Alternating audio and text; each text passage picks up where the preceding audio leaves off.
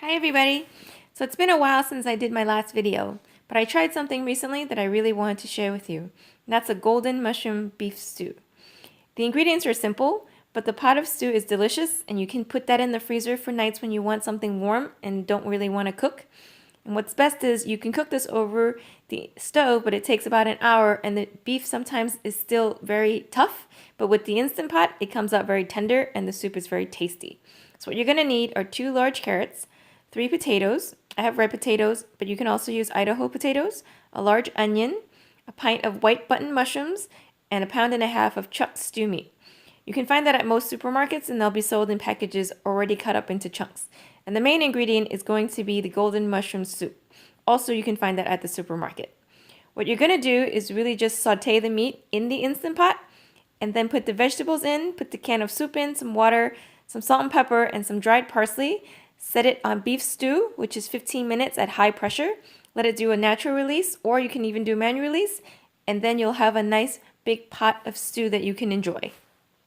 You're going to want to chop the onions, carrots, and potatoes into large chunks, and then take the button mushrooms and cut them in half if they're too big.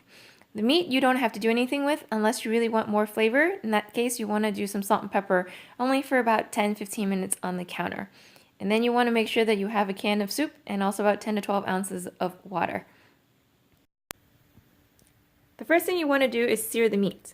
Now you can actually skip this step if you wanted to, but since the Instant Pot makes it so easy and the meat tastes a lot better when you sear it, why not? There's a function on the Instant Pot that is for sauteing. So what you want to do is plug the Instant Pot into the wall and remove the lid. Then you're going to hit the saute button. It's going to say 30. But what really happens is the pot's going to come up to heat about 3 minutes from now, and it'll actually display hot. That's when you know the pan is ready for you to put the oil in and start stirring the meat.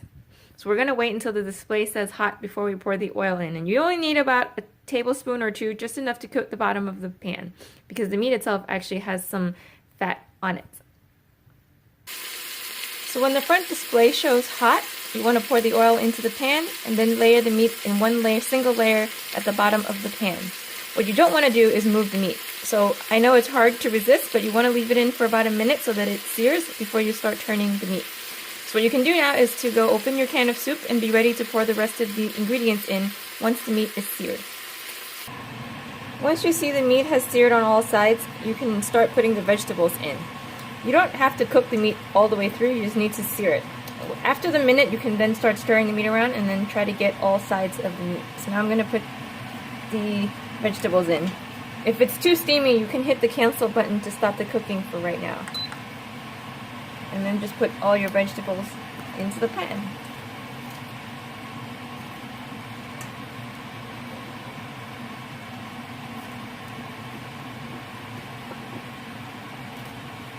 So once you have all the vegetables inside of the pot, you're going to see that it comes up pretty full.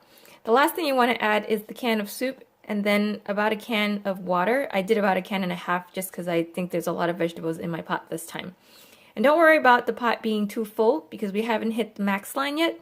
And since there are more than 1 cup of water in the pot, the Instant Pot will be able to cook. You also notice that the vegetables will cook down once it's done. So we're going to step away after we put the lid on. So here we go with the lid. Make sure it goes all the way in. You'll hear that melody. And then give it a little twist so that it locks. The last thing you want to check is the release valve. Make sure it's pushed toward the back so that it's sealing. If it's toward the front, it's venting, and that's not what you want. Once the pot comes up to full pressure, you'll see that the float valve will come up to the top. And you might see some steam coming out. That's perfectly normal. So what we're going to do now is come up to the front and hit the beef meat stew function. And it'll come up to 15 minutes. If it doesn't, you can take the minus key or the plus key to turn it into 15 minutes. If you're not using the Instant Pot, you can just set your pressure cooker to high pressure and let it cook for 15 minutes.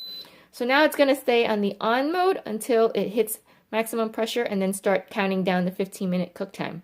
So we'll come back in about 30 minutes to check on this pot. At the time being, you can go clean up or do anything else because you can actually leave the pot cooking on its own. So see you in a few minutes. So after about 15 minutes, the pot came up to pressure and it started counting down the 15-minute cook time. Now when it was coming up to pressure, you may notice that there's some steam coming out of the float valve. That's perfectly normal, so don't worry about it. Just make sure that you don't touch it because the steam is really, really hot. So what I really like about using the Instant Pot is just this. Once you put everything in the pot and you set the time, all you have to do is wait. So in that time, I was able to clean up the area, start the rice cooking, and also set the table. So what you do now is basically let it finish cooking, and then you can either do manual release of the pressure or let it naturally release. I like to let it naturally release just so that the food gets a little more cooked, and I think that's a little bit less dangerous than the steam shooting out of the valve, but that's just personal preference, so it's entirely up to you. So what I'm going to do is come back in a little bit and take a look inside of the pot and see how the stew is coming along. So once all the pressure has been released, you can open up the lid and take a look inside, and this is what it looks like inside. I did a natural release and that took about 45 minutes. You can certainly do a manual release, just be careful of the steam because it's going to be really hot. And as you can see, it looks a little bit thin, but what you want to do is give it a stir. And also, because of the potatoes, the more you reheat this, the more thicker it's going to get. But if you want to give it a thickening agent, you can put in some flour or use cornstarch mixed with cold water and then plug the pot back in, use the saute mode, and let it reheat. And then once it gets to the desired thickness, you can turn it off again. So I'm going to give it a taste and let you know how it went. Once I gave the contents a stir, it actually thickened up a lot. And if you notice, the vegetables and the meat are fork tender. So this came out great. If you really want to thicken it up, you can certainly use the flour or the cornstarch mixture. But for me, this is good enough as I'm going to eat it more like a soup. You can also add salt and pepper to taste. So thank you for watching. I hope you enjoy your stew, and I hope to see you again next time. Bye!